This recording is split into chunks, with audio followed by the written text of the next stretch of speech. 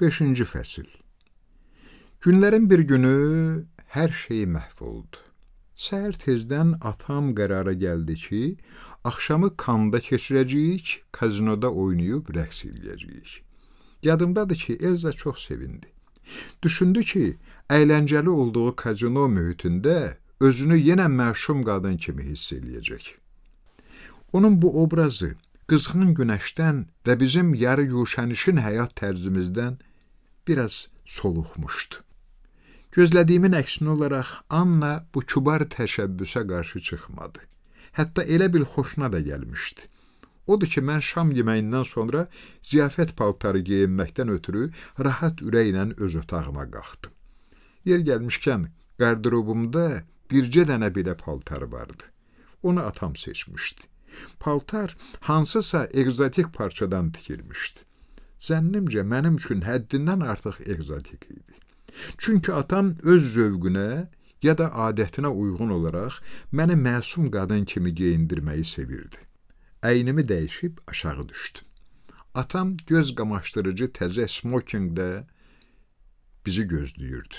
Qollarımı onun boynunda doladım. Tanıdığım bütün kişilərin arasında ən yaraşıqlısı sənsən.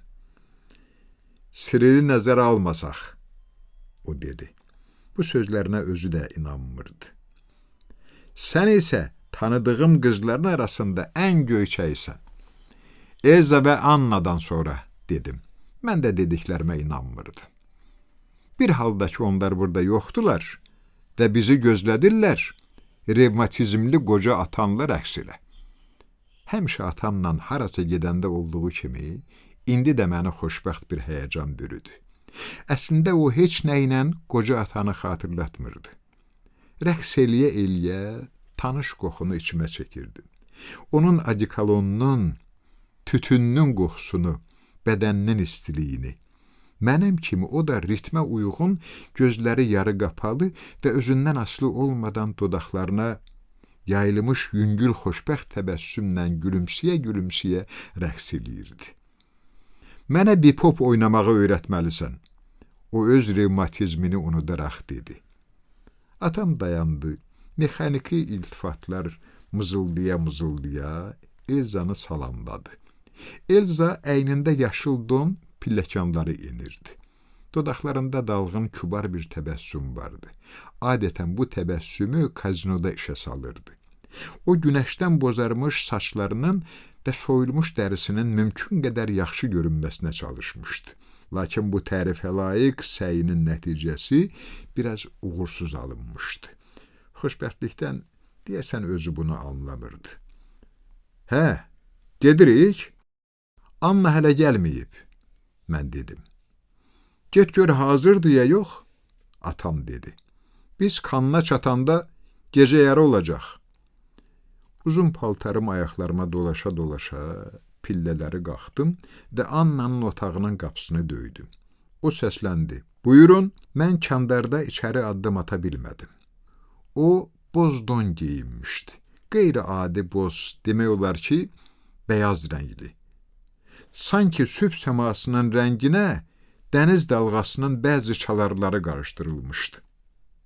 Elə bil bu axşam yetkin qadınlığın bütün cazibəsi Annada təcəssüm olunmuşdu.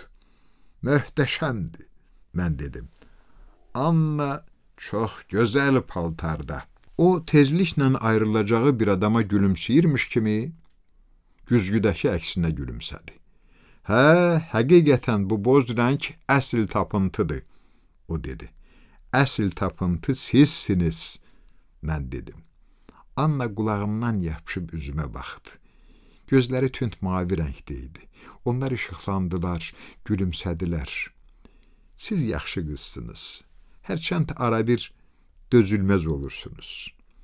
O məni irəli buraxdı və paltarım haqqında heç nə demədi. Bu məni həm yüngülləşdirdi, həm də incidim. Pillələri birinci o endi və mən atamın onu qarşılamağa gəldiyini gördüm. Atam pilləkanın aşağısında dayanaraq ayağını birinci pilləyə qoydu və üzünü Annaya tərəf qaldırdı. Elza da Annanın pillələri necə düşdüyünü izləyirdi. O mənzərəni çox dəqiq xatırlayıram. Birinci planda, düz mənim qarşımda Annanın qızılı boynu, füsunkar çiyinləri, ondan biraz aşağıda atamın məftun olmuş siması, irəli uzanmış qolu və hardasa uzaqda Elzanın kölgəsi. Anna, atam dedi, misilsiz görünürsünüz. Anna atama ötəri gülümsədi və onun uzatdığı paltonu geyindi. Orada görüşərik, o dedi. Sesil, mənimlə getmək istəyirsiniz? O maşının sükanını mənim ixtiyarıma verdi. Gecə yol o qədər gözəl idi ki, maşını tələsmədən sürürdü. Anna susurdu. Elə bil heç radionun borusunun səsdən partladığını eşitmirdi. Sərt döngədə atamın maşını bizi keçdi. Amma Annanın tükü də tərpənmədi. Mən hiss edirdim ki, oyundan çıxmışam. Artıq müdaxilə edə bilməyəcəyim bir tamaşanın iştirakçısıyam. Atamın fəndləri sayəsində kazinoda tezliklə bir-birimizi gözdən itirdik. Mən Elza və onun məşhur Cənubi Amerikalısı ilə birlikdə bara getdim. O teatrla məşğul idi və şərabdan xumarlanmasına baxmayaraq öz işinə alıdə bir adam kimi çox maraqlı danışırdı. Onun yanında təxminən 1 saat yaxşı vaxt keçirdim. Amma Elza darıxırdı. O 1 ya da 2 məşhur teatrla tanış idi. Lakin peşə ilə bağlı mövzular onu qətiyyən maraqlandırmırdı. Qəflətən məndən atamın yerini soruşdu. Güya mən bunu çox yaxşı bilirdim. Sonra yoxa çıxdı. Deyəsən Cənubi Amerikalının bir anlıq qanı qaraldı. Ancaq növbəti viski porsiyası onun əhvalını düzəltdi. Mən heç nə haqqında düşünmürdüm. Yaxşı mənada qızışmışdım. Çünki nəzakət xətrinə ona içki yoldaşlığı eləyirdim. O, rəqs eləmək istəyəndə hər şey daha da məzəli olurdu. Onu 2 əlimlə qucaqlayıb diqqətlə ayağımı tapdalamamasına nəzarət eləyirdim. Buna isə xeyli səy lazım idi. İkimiz də nəfəsimiz kəsilənə qədər qəhqəhə çəkirdik. Odur ki, Elza Kassandra sifəti ilə çiynimə vuranda onu cəhənnəmə göndərmək istədim. Onları tapmadım, dedi. Görkəmi çox məyus idi. Üzünün kirşanı artıq getmiş, yanmış dərisi üzə çıxmış, cizgiləri ciddiləşmişdi. Həddindən artıq yazıq görünürdü. Birdən atama bərk əsəbləşdi. O özünü bağışlanmaz dərəcədə ədəbsiz aparırdı. Mən onların harda olduğunu bilirəm. Sanki onların yoxa çıxmaları dünyanın ən adi işiymiş və narahatlığa səbəb yoxmuş kimi gülümsəyərək dedim. İndi gəlirəm. Mənim dəstəyimdən məhrum olan Cənubi Amerikalı Elzanın qucağına yıxıldı və deyəsən bundan çox razı qaldı. Kədərlə fikirləşdim ki, Elzanın əndamı mənimkindən daha gözəgəlimlidir və Cənubi Amerikalıya hirslənməyə əsasım yoxdur. Kazino böyük idi. Onu 2 dəfə dolandım, amma xeyri olmadı. Mən bütün terraslara baxdım və nəhayət maşını xatırladım. Parkda onu biraz axtarmalı oldum. Onlar maşında oturmuşdular. Mən arxadan yaxınlaşdım və atamla Annanı güzgüdən gördüm. Daha doğrusu, gördüyüm bir-birinə çox yaxın oturmuş, ciddi və fənərin işığında son dərəcə gözəl təsir bağışlayan 2 profili idi. Onlar bir-birlərinə baxır və yəqin nə haqdasa yavaşca danışırdılar. Dodaqlarının necə tərpəndiyini görürdüm. Əvvəlcə oradan getmək istədim, sonra Elza yadıma düşdü və maşının qapısını açdım. Atamın əli Annanın belində idi. Onlar gözücü mənə baxdılar. Əylənirsiniz? Mən nəzakətlə soruşdum. Nə olub? Atam əsəbi halda soruşdu. Burada nə işin var? Bəs sizin? Elza 1 saatdır hər yerdə sizi axtarır. Anna ağır-ağır, sanki könülsüz mənə sarı çevrildi. Biz gedirik. Ona deyin ki, mən yorulmuşdum. Atanız da məni evə apardı. Doyunca əylənəndən sonra mənim maşınımla qaydarsınız. Mən qəzəbdən titrədim, amma deməyə söz tapmadım. Doyunca əylənəndən sonra Heç nə dediyinizi başa düşürsünüz? Bu iyrəncdir. İyrənc olan nədir? Atam təəccüblə soruşdu. Ağbəniz qızı dənizə, ona zərərli olan qızmar günəşin altına gətirirsən, dərisi soyulandasa atırsan. Bu çox asandır. Bəs mən Elzaya nə deyəcəyəm? Anna yorğun görünüşlə yenə mənə sarı çevrildi. Atamsa ona gülümsüyürdü. Məni dinləmirdi. Mən ümidimi tamamilə itirdim. Yaxşı, deyərəm. Ona deyərəm ki, atam başqa qadınla yatmaq istəyir. O isə qoy münasib vaxtı gözləsin. Elə deyim? Atamın qışqırığı və Annanın mənə vurduğu sillənin səsi eyni anda eşidildi.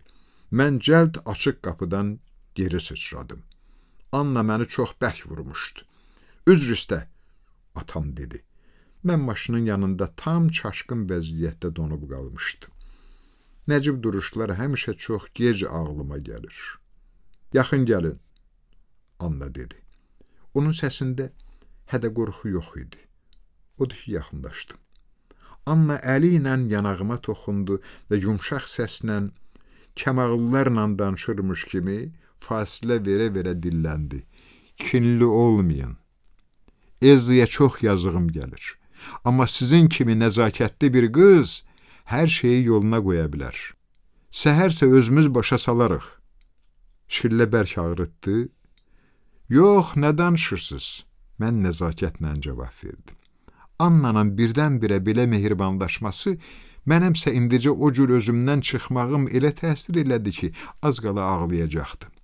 Onlar getdilər. Mən arxalarınca baxdım və özümü bomboş hiss eləyirdim.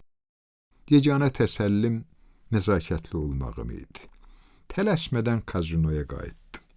Orada məni Elza və onun qollarından asılmış Cənubi Amerikalı gözləyirdi. Annanın halı pisləşib. Mən laqeydliklə dedim. Atam onu evə aparmalı oldu. Bir şey içək? Elza heç nə demədən üzümə baxdı. Mən daha inandırıcı bir söz tapmağa çalışdım. O qusmağa başlamışdı, mən dedim. Dəhşət idi. Bütün paltarını batırdı. Mənə elə gəldi ki, bu detal həddindən artıq inandırıcıdır. Amma qəflətən Elza sakit səslə yanaqlı-yanaqlı ağlamağa başladı. Sesil, o dedi. Ah, Sesil, biz elə xoşbəxt idik ki. Və o bəkdən hönkürdü. Cənubi Amerikalı da ağladı və tez-tez təkrarlamağa başladı.